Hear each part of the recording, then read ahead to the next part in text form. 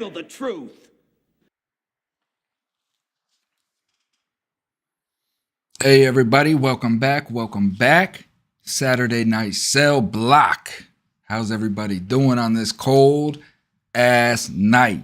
I tell you, man, it's cold, it's cold, it's cold. It's too cold for me. But first and foremost, let me give many blessings to the loved ones out there, friends and family. I pray that you guys are safe, sound, well fed, and for those that are out there seeking warmth tonight, I pray that you find it. And I pray that you guys find a safe place to lay your head tonight. Before we get into tonight's show, I got a powerful show and a powerful guest on tonight. I do want to give a shout out to something new that we got going on, and I want you to tune in to the end of the show to find out exactly what that is. If you was seen on the preview, you might have saw Operation Start Fresh. I will explain what that is, but more importantly, I have a guest that I need to bring on and give introductions to, and he's got quite a story. So the name of my guest is Chris, and I met Chris about a week or so ago as I was out Ubering, and I picked this gentleman up and gave him a ride to the airport, and he had a moving story on the way to the airport. Him and I shared each other's story, as I do with many of the people that I Uber. I like to get to know who they are, and Chris was catching a flight up to Michigan and was on his way to bring about awareness to his situation and many other situations. So without further ado, let me go ahead and bring Mr. Chris in.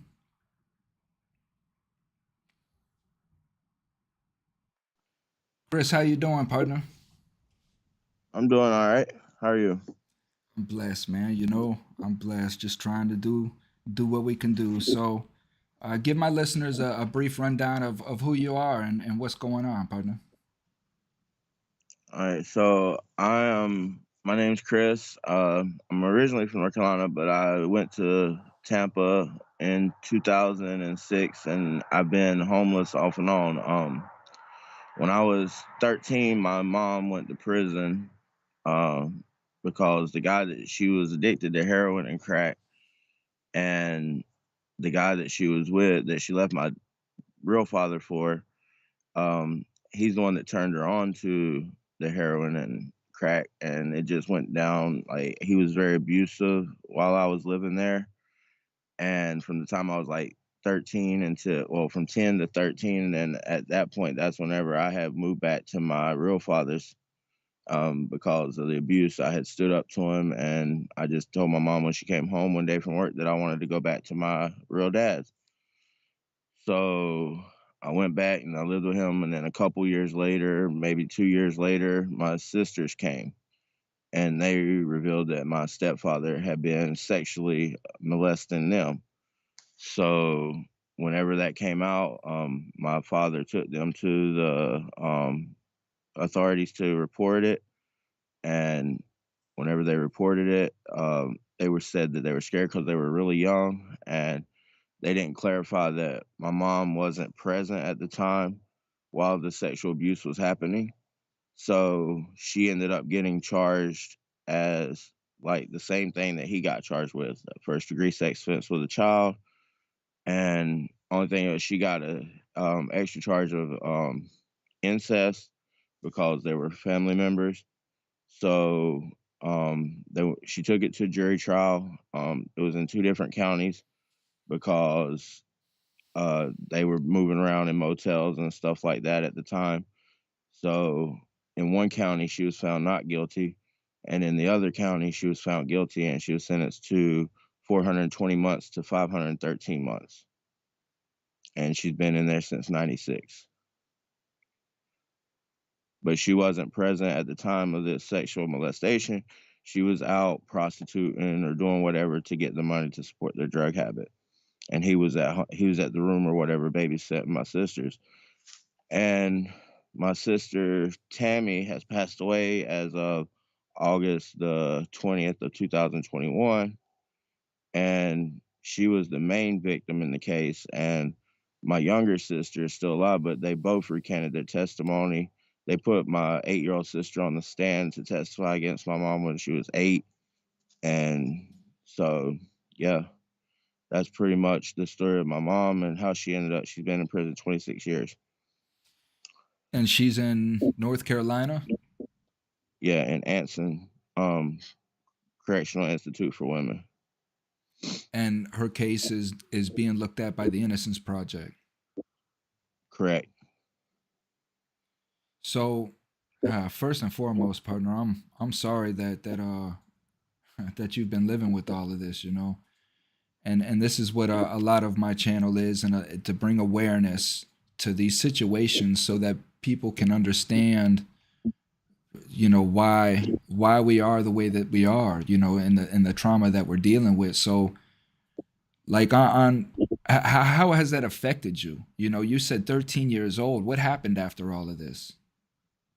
Well, when I went to my dad's, like, he wasn't, he hadn't seen my mom left my dad in 92, so I was 10 years old at the time when they split up. So when I went back, I had been gone for 3 years, and he lived in a one-bedroom apartment, so he wasn't able to really financially take care of me, and then when my sisters came, he definitely couldn't, so it resulted in me having to quit school to go to work. It resulted in me getting into the streets and selling drugs myself and joining a street gang, and then I left North Carolina ultimately to get away from that lifestyle and change.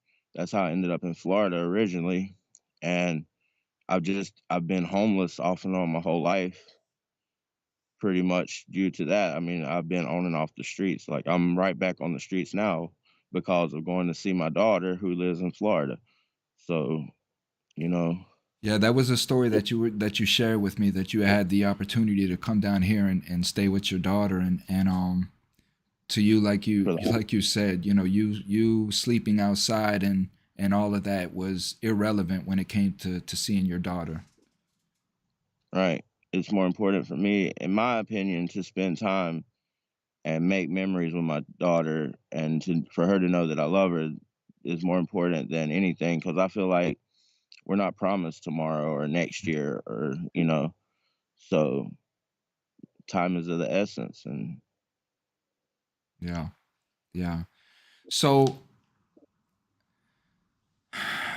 moving in and out, going in and out, like, did anybody ever see you? Did anybody ever pay attention? Did anybody ever try to get you help, or show you how to survive, or anything? You've just been winging it. yeah, pretty much.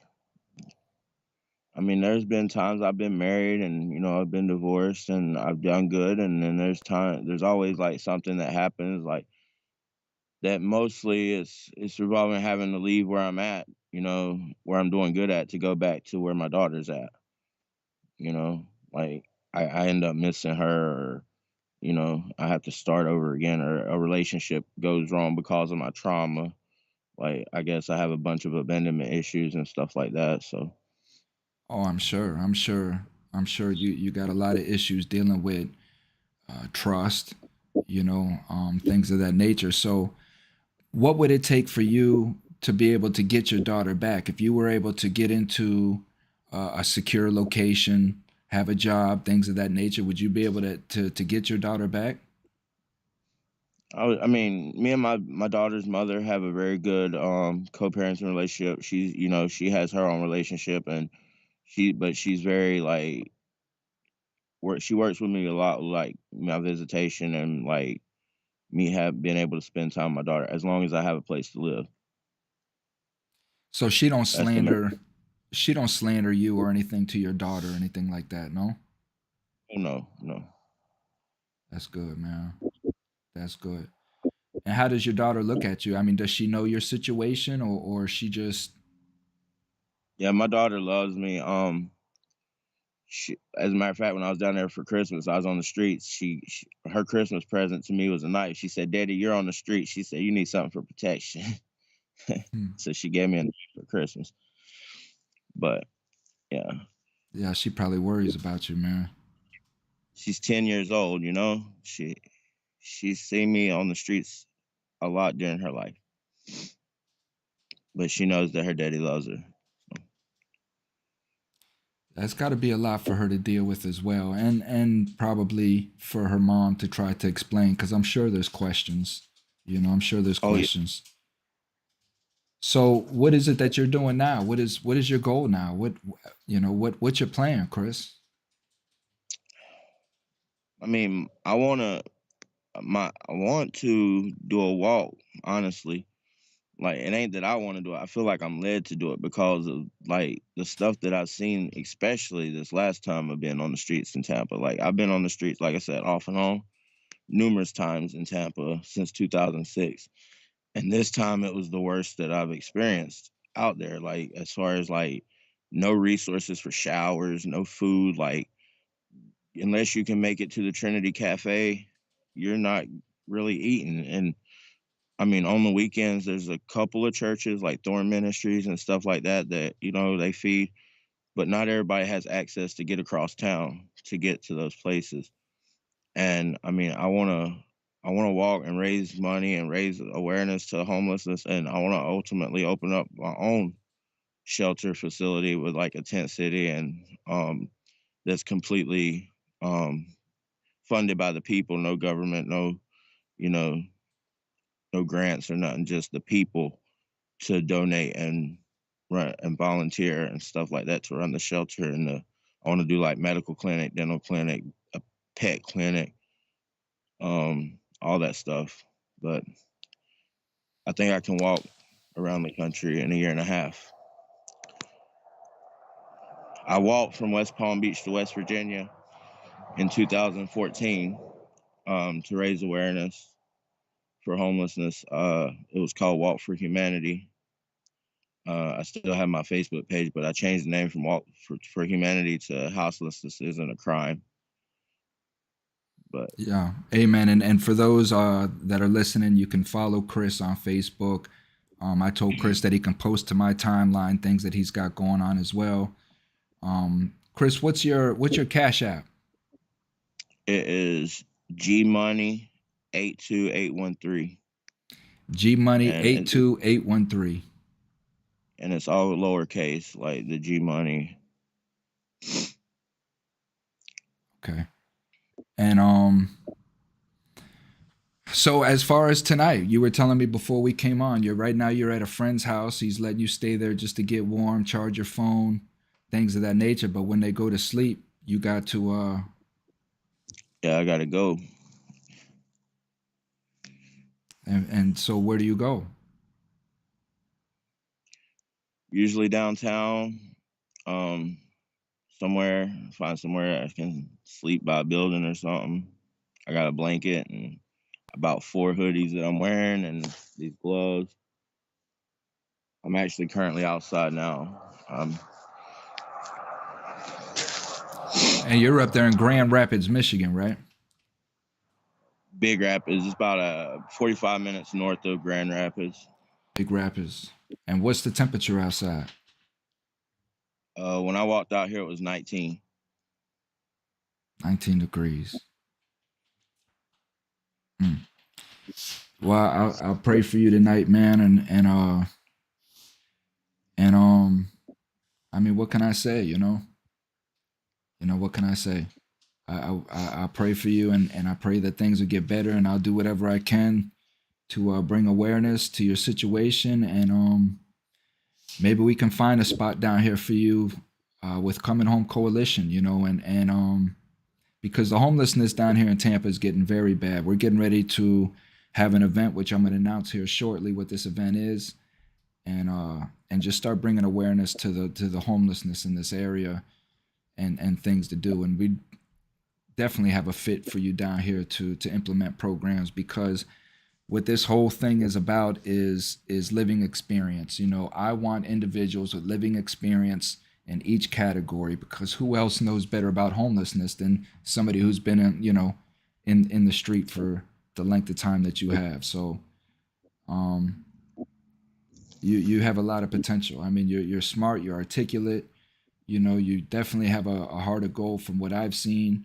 You just never had a fair shake. You've never had a fair shake to where you could put your feet solid in one position and knuckle down and start a life. How old are you now again? I'm 40. 40 years old. A lot like me, partner. You know, I'm 47, and I've never really had a stable enough life to where I could put my feet in and start accumulating things, and that's what I'm trying to do now. So, I feel your pain, partner. I'm with you, and I Yeah, understand. it's like my father passed away December the 24th, Christmas Eve of 2020, and then my sister died August 20th of 2021. And I got my dad's car when he passed away, but the struts and the somebody stole my catalytic converter, so I can't even get my vehicle fixed to get it on the road. You know what I mean? To to at least have that to sleep in, or Where's get a that at? job, or it's here where I'm at. It's sitting in the yard. So, how much would it take to fix that up? I'm not even sure how much the struts and exhaust would be. For what kind of vehicle? It's a 2003 Mustang.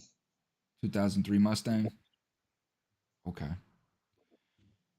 Well, you guys, again, let me put your Cash App up on the screen, and then I'm going to put it also in the description for anybody that wants to help Chris out. Maybe get his car repaired. Maybe even get him a hotel for the night. Anything of that nature. Um, you'll be able to do that here. So let me put.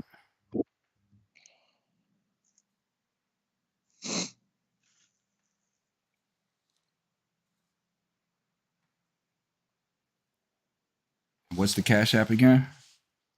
It's G Money 82813.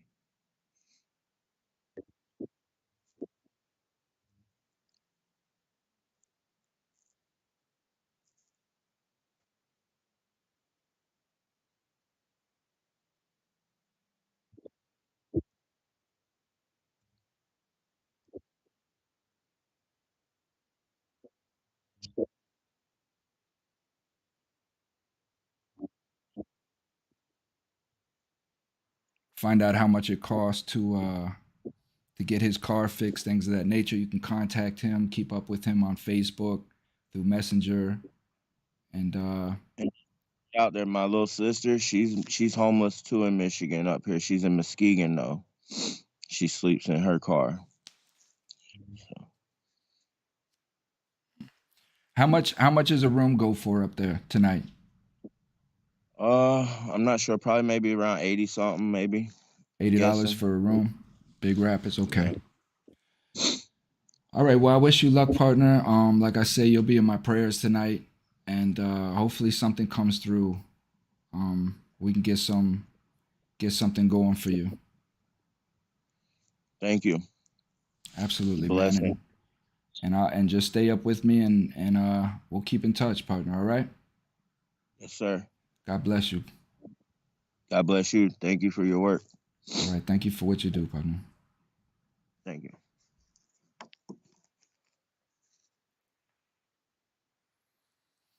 Yeah. So if you guys can do something,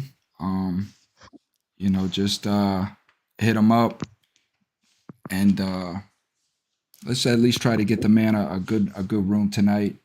Maybe see about getting his car fixed. We can't do anything without a vehicle these days. So at least he would have a place in there to sleep, out of the elements, things of that nature. But okay, so what y'all been waiting on? The announcement time. So, Project Start Fresh. What Project Start Fresh will do is raise quarterly raffles. And within these raffles, we will be picking individuals like Chris who just need a helping start. So we figure instead of doing mass handouts, mass donations to homeless, to feed them and things of that nature.